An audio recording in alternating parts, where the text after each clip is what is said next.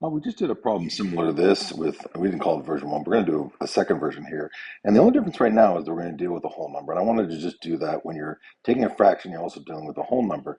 You should be aware that 10 is really, if you think about it, 10 over 1, right?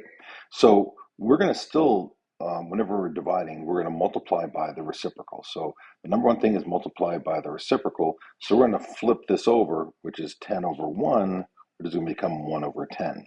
The other thing that we always do in these problems, we look at the signs. So we have a negative right here, and we have a positive right here.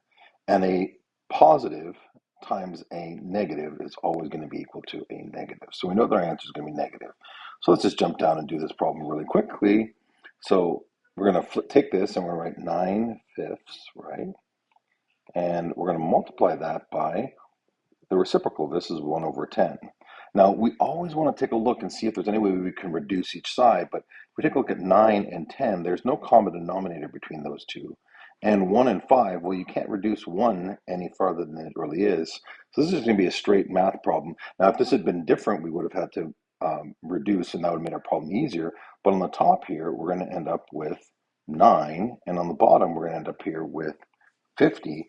But again, we have to be remembering that we had a negative right here and a positive right here.